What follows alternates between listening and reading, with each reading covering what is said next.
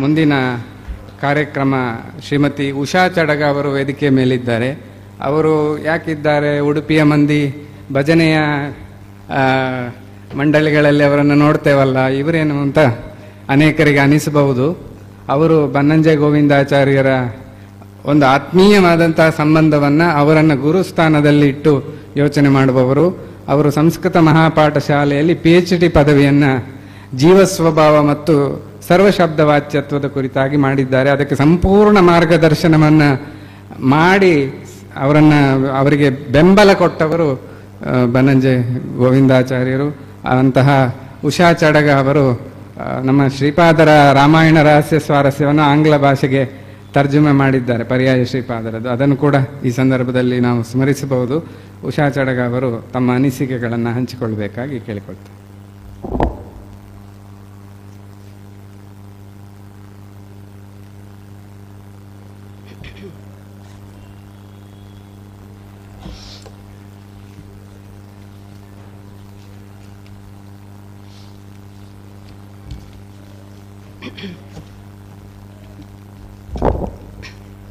ಕೃಷ್ಣ ವಂದೇ ಜಗದ್ಗುರುಂ.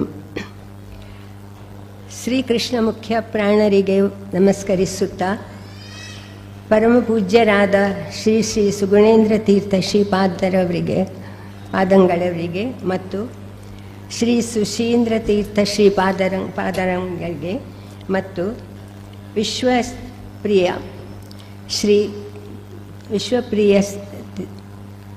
ತೀರ್ಥ ಶ್ರೀಪಾದಂಗಳವರಿಗೆ ನನ್ನ ಭಕ್ತಿಪೂರ್ವಕ ಪ್ರಣಾಮಗಳು.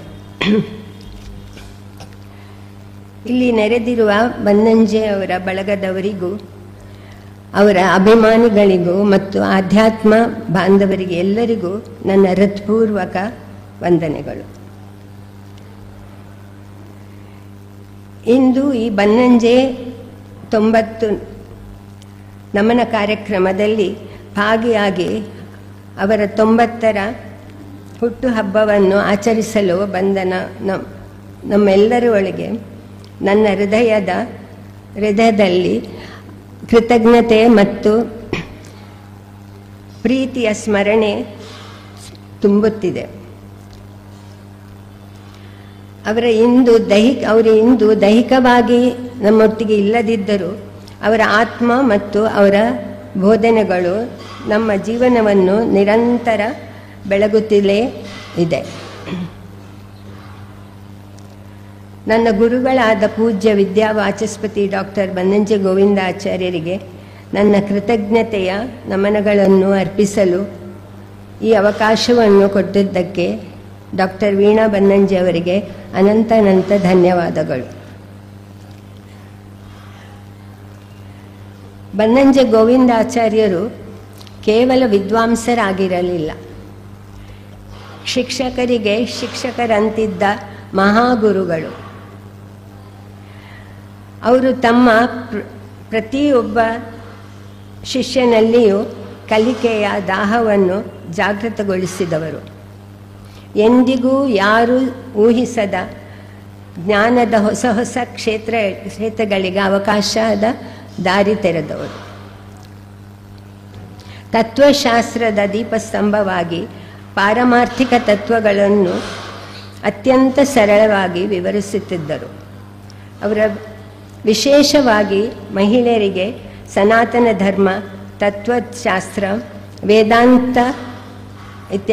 ವೇದಾಂತ ಇತ್ಯಾದಿಗಳ ಅಧ್ಯಯನದ ಅವಕಾಶಗಳನ್ನು ತೆರೆದಿಟ್ಟ ಸಾಧನ ಅತಿ ಅಮೂಲ್ಯವಾಗಿದೆ.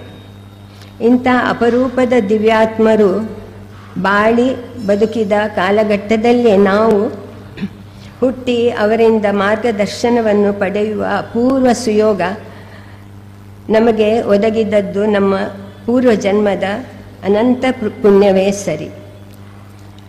ಅವರಿಂದ ಪ್ರೇರಿತವಾದ ಸಾವಿರಾರು ವಿದ್ಯಾರ್ಥಿಗಳು ಇಂದಿಗೂ ಜ್ಞಾನದ ದಾರಿಯಲ್ಲೇ ನಡೆಯುತ್ತಿದ್ದಾರೆ.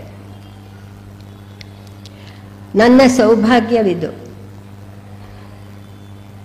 ನಾನು ಒಂದು ವಿಶೇಷ ರೀತಿಯಲ್ಲಿ ಅವರ ಬನ್ನಂಜೆಯರ ಶಿಷ್ಯ, ಪರೋಕ್ಷ ಶಿಷ್ಯೆ. ನಾನು ಅವರ ಪ್ರವಚನಗಳನ್ನು ಕೇಳಿ ಅವರು ಹೇಳಿದ ಕಥೆಗಳನ್ನು ಆಲಿಸಿ ಅಧ್ಯಾತ್ಮದ ದಾರಿ ನಡೆದವಳು. ಹೇಗೆ ಸೂರ್ಯನು ಯಾವುದೇ ಭೇದ ಭಾವ ಇಲ್ಲದೆ ತನ್ನ ಬೆಳಕನ್ನು ಎಲ್ಲೆಡೆ ಪಸರಿಸುತ್ತಾನೋ, ಹಾಗೆ ಬನ್ನಂಜೆಯವರು ತನ್ನ ಪ್ರವಚನಗಳ ಜ್ಞಾನದ ಬೆಳಕನ್ನು ಎಲ್ಲೆಡೆ ಪಸರಿಸಿದವರು. ಅವರ ಪ್ರವಚನಗಳನ್ನು, ಪಾಠಗಳನ್ನು ಕೇಳಿದವರು ಎಲ್ಲರೂ ಅವರ ಶಿಷ್ಯಂದಿರೇ. ಅವರು ಶ್ರೇಷ್ಠ ಗುರುಗಳಾಗಿ ನೂರಾರು ಜನರ ಜೀವನಕ್ಕೆ ದಾರಿದೀಪವಾಗಿದ್ದವರು. ವೈಯಕ್ತಿಕವಾಗಿ ಹೇಳುವುದಾದರೆ ಬನ್ನಂಜೆ ಗೋವಿಂದಾಚಾರ್ಯರು ನನ್ನ ಕಲಿಕೆಯ ಪ್ರಯಾಣದ ಪ್ರಮುಖ ಪಾತ್ರ ವಹಿಸಿದವರು. ನಾನು ವಯಸ್ಸು 60 ದಾಟಿದ ಮೇಲೆ ಸಂಸ್ಕೃತ ಅಧ್ಯಯನಕ್ಕೆ ಇಲ್ಲಿಯ ಅತ್ಯುತ್ತಮ ವಿದ್ಯಾಸಂಸ್ಥೆ ಆಗಿರುವ ಮತ್ತು ಶತಮಾನವನ್ನು ಪೂರೈಸಿರುವ SMSP ಕಾಲೇಜಿನಲ್ಲಿ ವಿದ್ಯಾರ್ಥಿನಿಯಾಗಿ ಸೇರಿದೆ. ಅಲ್ಲಿ ಕಾವ್ಯ, ಸಾಹಿತ್ಯ, ಮಧ್ಯಮ ಎಲ್ಲ ಪಾಠವೂ ಚೆನ್ನಾಗಿ ನಡೆಯಿತು. ಆದರೆ ವಿದ್ವತ್ ಪದವಿಗೆ ನಾನು ಆಯ್ಕೆ ಮಾಡಿದ್ದು ವೇದಾಂತ. ಅಲ್ಲಿ ಅಡ್ಡೆತಡೆ ಬಂತು, ಆಕ್ಷೇಪ ಬಂತು. ನಾನು ನನ್ನ ಗುರುಗಳಿಗೆ ಮೊರೆ ಹೊಕ್ಕೆ. ಬನ್ನಂಜೆಯರು ಎಲ್ಲ ಅಡೆತಡೆಗಳನ್ನು ನಿವಾರಿಸಿ ನನಗೆ ಅವಕಾಶಗಳನ್ನು ಸೃಷ್ಟಿಸಿದರು. ಅಸಾಧ್ಯವನ್ನು ಸಾಧ್ಯವಾಗಿಸಿ ನನ್ನಲ್ಲಿ ಆತ್ಮವಿಶ್ವಾಸವನ್ನು ತುಂಬಿದರು.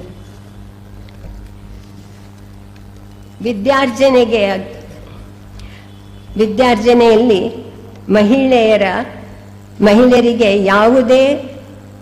ಯಾವುದೇ ಥರದ್ದು ಪಕ್ಷಪಾತ ಮಾಡಬಾರದೆಂದು ಅವರ ನಿಲುವಿನಿಂದ, ಅವರ ಕರುಣಾಪೂರ್ಣ ದೃಷ್ಟಿಯಿಂದ, ಅವರ ಆಶೀರ್ವಾದದಿಂದ ಬಂದ ವಿಘ್ನ ಎಲ್ಲ ನಿವಾರಿಸಿ ನನ್ನ ಅಧ್ಯಯನ ಮುಂದುವರಿಯಿತು. ನನಗೆ ವಿದ್ವತ್ ಪದವಿಯೂ ಪ್ರಾಪ್ತಿಯಾಯಿತು. ಈ ಸಂಸ್ಥೆಯಿಂದ ವಿದ್ವತ್ ಪದವಿ ಪಡೆದ ಪ್ರಥಮ ಮಹಿಳೆ ಆದೆ.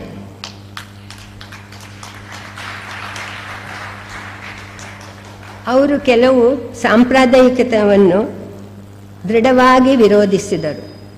ಯಾವುದೇ ಮಾನವ ನಿರ್ಮಿತ ಅಡೆತಡೆಗಳು ನಿಜವಾದ ಜ್ಞಾನದ ಅನ್ವೇಷಕರಿಗೆ ಅಡ್ಡಿಯಾಗಬಾರದು ಎಂದು ಘೋಷಿಸಿದರು.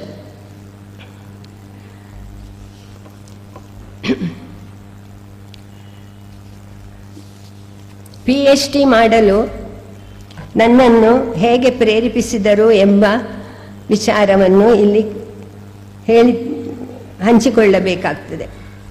ಅವರು ನನ್ನನ್ನು ತತ್ವಶಾಸ್ತ್ರದಲ್ಲಿ PhD ಮಾಡುವ ಅಂತ ಪ್ರೇರಿಸಿದರು.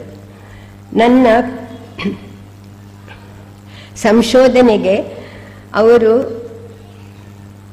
ತುಂಬ ಸವಾಲಿನ ಮತ್ತು ಹೆಚ್ಚು ಚರ್ಚಾಸ್ಪದ ವಿಷಯಗಳನ್ನು ಸೂಚಿಸಿದರು. ನನ್ನ ಮೇಲಿನ ಅವರ ಅಚಲ ನಂಬಿಕೆಯು ಈ ಪ್ರಯತ್ನವನ್ನು ಕೈಗೊಳ್ಳಲು ನನಗೆ ಧೈರ್ಯವನ್ನು ನೀಡಿತು.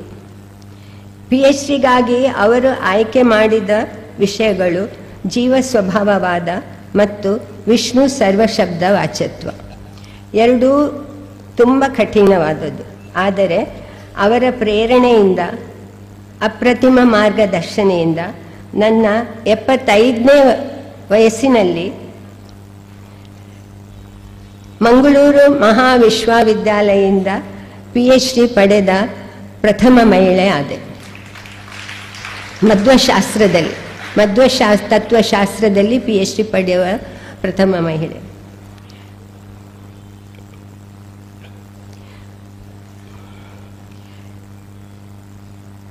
ಇದೆಲ್ಲದಕ್ಕೂ ಕಾರಣ ಮಹಾಗುರು ಮತ್ತು ಅವರ ಮಾರ್ಗದರ್ಶನ.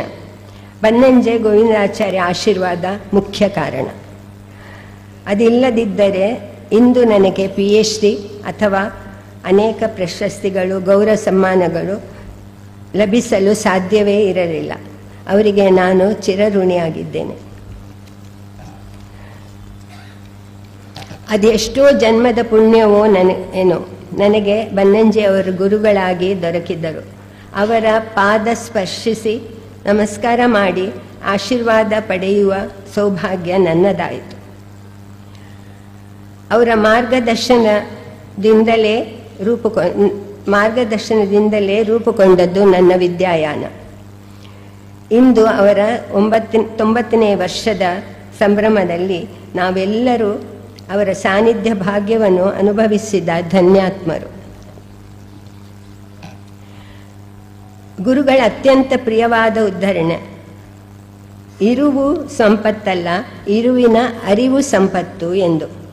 ಇಂದಿನ ದಿನ ಅದು ಸರಿಯಾಗಿ ಅರ್ಥ ಮಾಡಿಕೊಂಡು ಅವರಿಗೆ ನಮಸ್ಕರಿಸುತ್ತೇನೆ. ಅವರ ಅಪ್ರತಿಮ ಮಾರ್ಗದರ್ಶನಕ್ಕಾಗಿ, ವಿದ್ಯಾರ್ಜನೆಗೆ ಅವರಿತ್ತ ಅಸಾಮಾನ್ಯ ಬೆಂಬಲಕ್ಕಾಗಿ, ಮಹಿಳೆಯರ ಶಿಕ್ಷಣದಲ್ಲಿದ್ದ ತಾರತಮ್ಯವನ್ನು ಹೋಗಲಾಡಿಸುವಿಕೆಯಲ್ಲಿ ವಿಶಿಷ್ಟ ಪಾತ್ರಕ್ಕಾಗಿ ಅವರಿಗೆ ಭಕ್ತಿ ಶ್ರದ್ಧೆಗಳಿಂದ, ಭಾವಪೂರ್ಣತೆಯಿಂದ ನಮನಾಂಜಲಿಗಳನ್ನು ಅರ್ಪಿಸುವೆ. ನಮಗೆ ಜ್ಞಾನದ ಬೆಳಕನ್ನು ಹುಡುಕಲು, ಸತ್ಯವನ್ನು ಯಥಾರ್ಥವಾಗಿ ಸ್ವೀಕರಿಸಲು ಮತ್ತು ಜಗತ್ತಿನಲ್ಲಿ ಸಕಾರಾತ್ಮಕ ಬದಲಾವಣೆಯನ್ನು ತರುವುದಕ್ಕಾಗಿ ಶ್ರಮಿಸಲು ನಮಗೆ ಅವರ ಪ್ರೇರಣೆ, ಅವರ ಜೀವನದ ಮಾರ್ಗದರ್ಶನ, ಸ್ಫೂರ್ತಿ ಇದೆಲ್ಲ ನೀಡಲಿ ಎಂದು ಹಾರೈಸೋಣ. ನನ್ನ ಗುರುವರೇಣ್ಯರಿಗೆ ನಮನ ಕುಸುಮಗಳನ್ನು ಅರ್ಪಿಸಲು ಅವರ 90ರ ಸಂಭ್ರಮದಲ್ಲಿ ಅವಕಾಶ ಮಾಡಿಕೊಟ್ಟ ಎಲ್ಲರಿಗೂ ಅನಂತ ಧನ್ಯವಾದಗಳು. ಭೂಯಿಷ್ಠಾಂ ಮೇತಾಂ ಉಕ್ತಂ ವಕ್ತು.